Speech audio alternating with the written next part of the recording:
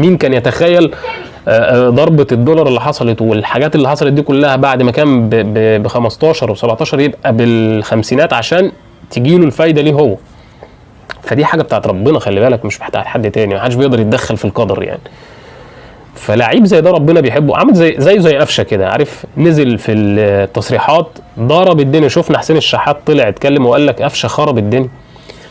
قاعد على الدكه حسين الشحات وخارج زعلان، جه قفشه بيقول لهم معلش بقى يا جماعه اعذروني، انا اللي قفلت عليكم كل حاجه، قفلت عليكم البرامج وقفلت عليكم التغييرات وقفلت عليكم الخروجات وقفلت عليكم كل حاجه. الدكه كلها جابت ميه من الضحك. ده قفشه لعيب طيب جدا، هو على نياته بالفطره كده، بالفطره يعني بيخبط في كلام، هو بيخبط بس ابيض، يعني لعيب ابيض. نفس الكلام كهربا اللي جاب امام عاشور يا جماعه.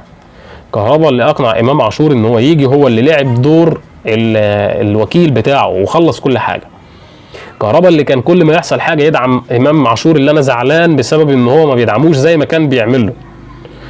بتجيب جون او بتلعب وهو مش موجود، يا اخي رد الجميل، ده مش جميل عادي. امام عاشور كان قاب قوسين او ادنى ان هو ينتهي في ميتلاند الدنماركي، وكان هيرجع يتدمر في اي حته عربيه او في نادي زمالك حتى، ولكن جه في الاهلي امام عاشور بقى في حته تانية خلاص.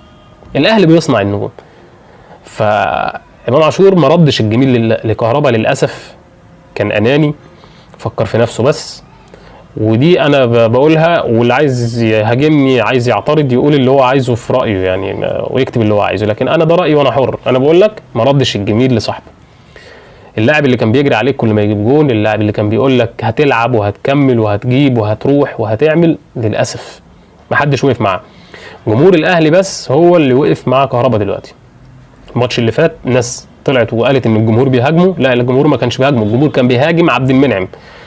محمد عبد المنعم الجمهور للاسف هاجمه بشكل قوي وقال له انت يعني اوروبه ايه يا عم، النادي الاهلي اهم وخلي عندك دم، وانتوا عارفين بقى الالفاظ، فانا مش هينفع اقولها.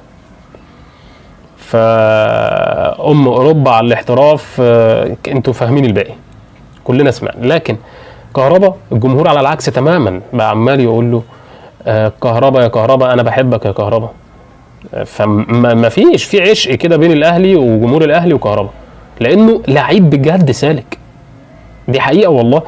يعني بينزل في اي وقت ربنا بيكرمه بجول. الماتش اللي فات كميه البكاء اللي عيطوا يا جماعه، ده يبين لك انهيار نفسي رهيب. بعد ما كنت انا شلتك سنه، ما تنسانيش انا شلتك سنه كامله من غير مهاجم، انت اللي من غير مهاجم، انا واقف وبجيب الاجوال وبلعب وبعمل كل حاجه وانا لوحدي ومفيش مهاجم تاني. فاكيد اسامه ابو علي لعيب كبير، بس كهربا ركنه تماما. كل ده عشان فرح اخته. يعني انا مش شايف، لو عايز تعاقب عاقب مدير الكره، عاقب بيبو، عاقب اللي هو استأذن منه، هو استأذن من الناس، ما عملش حاجه غلط يعني، هو استأذن، ادي اللي يستأذنه ده عقاب زي ما انت عايز. انا مش فاهم ايه المشكله لما لعيب يستأذن منك ومنه ويقول لكم انا رايح كذا وانت تبقى غضبان عليه ومتضايق منه. طب ليه؟ ما هي مشكله برضه يا جماعه، وتمنعه من اللعب في كل الماتشات اللي جايه. ما هو زي ما بنقول برافو كولر، لازم برضه نقول ان في ظلم. صحيح هي ماشيه وبتجيب والبطولات وكل حاجه، بس في ظلم في حاجات معينه. هنتمنى انه يبقى في وقفه شويه كده مع كهربا عشان ما يستحقش اللي بيحصل معاه، وندعم كل الدعم عبد المنعم كهربا، محمود عبد المنعم كهربا. ان شاء الله الفتره اللي جايه يبقى افضل، وهنشوف ماتش انبي الاهلي هيعمل فيه ايه. فباذن الله الاهلي خلاص هيستلم درع الدوري. هنشوف في انهي ماتش درع الدوري بالكامل فضه، المجسم بتاع الدرع كله بالفضه، لسه واصل من لندن يا جماعه. الدرع وصل من لندن في شكل سري، وكله معمول من الفضه، والحواف بتاعته من الذهب، يعني فضه وذهب، ودي اول مره تحصل في التاريخ.